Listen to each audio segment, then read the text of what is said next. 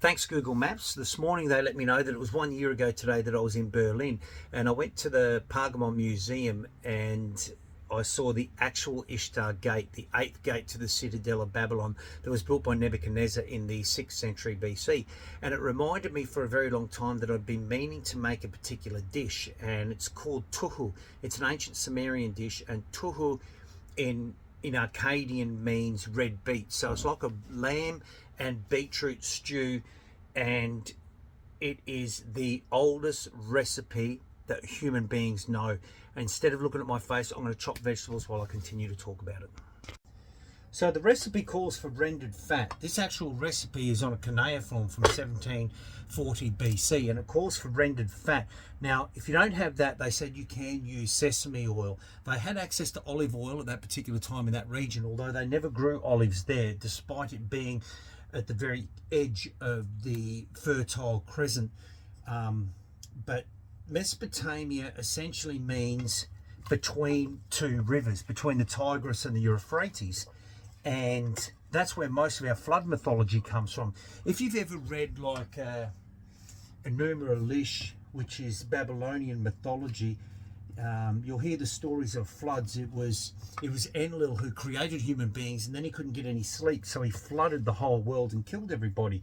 Same happened in the Epic of Gilgamesh, which comes from the same region. Same happened in Greek mythology. Zeus drowned everybody because he wasn't happy with their lack of charity. Every mythology drowns people, including Christian mythology. In their ancient writing, they call rocket arugula. So 2 cups of chopped arugula.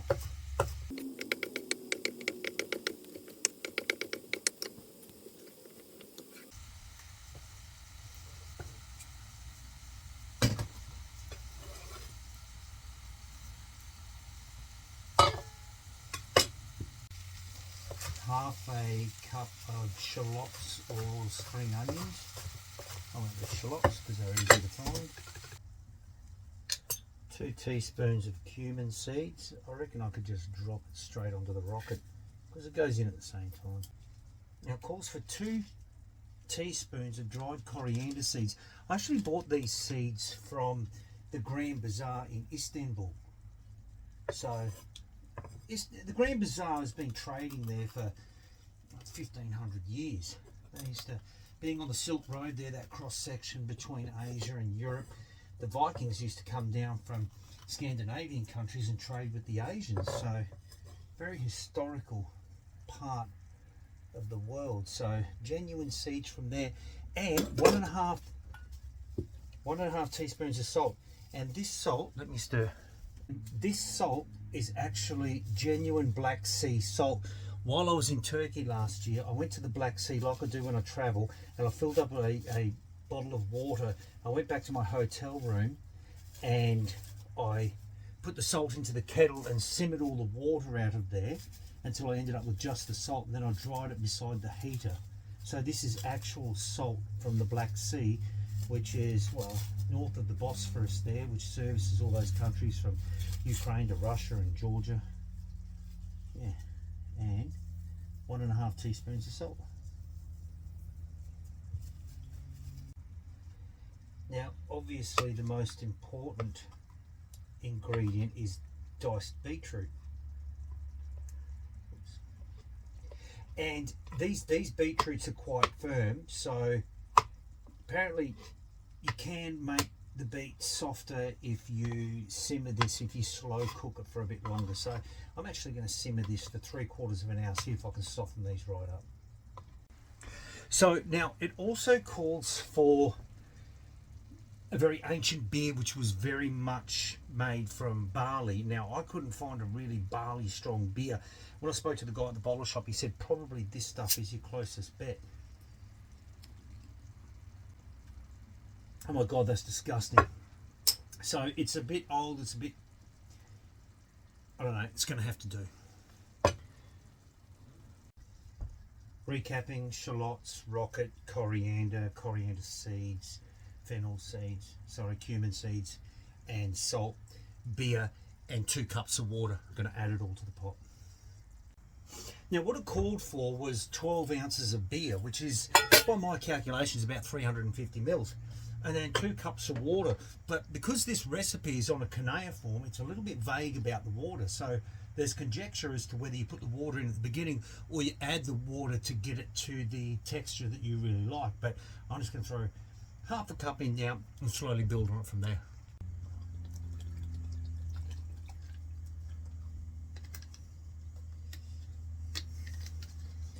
Now apparently we bring this up to the boil and then we simmer it for 45 minutes.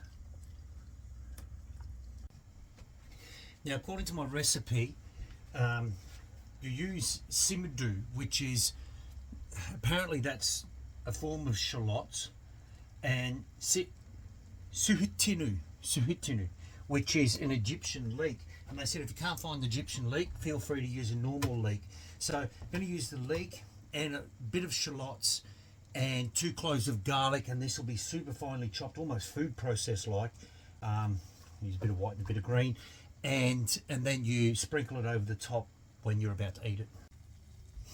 Watch this, I've been practicing. Ta-da.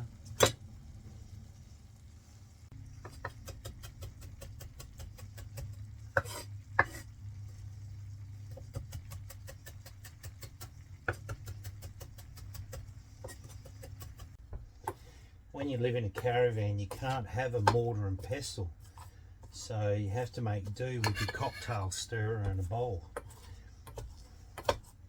Very finely chopped and pounded, and this you put over the top of it when you serve it.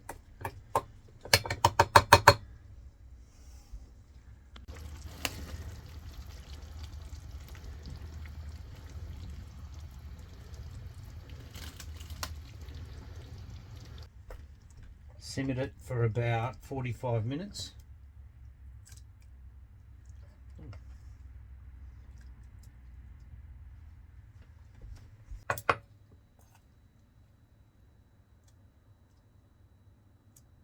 I assume you just chuck it on top and blend at your leisure. Okay, here we go. I honestly haven't tried this yet. It doesn't smell great, but I'll try and get some meat and some beetroot and some leek, some garlic, get all of it rolled into one.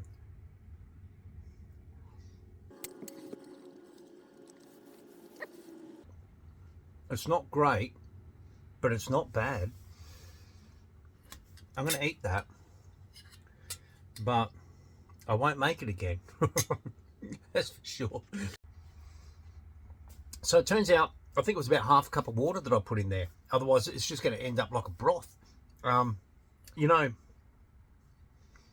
you get a couple of spoons in and it gets a little bit better. If I did make this again, I think I'd up the meat content.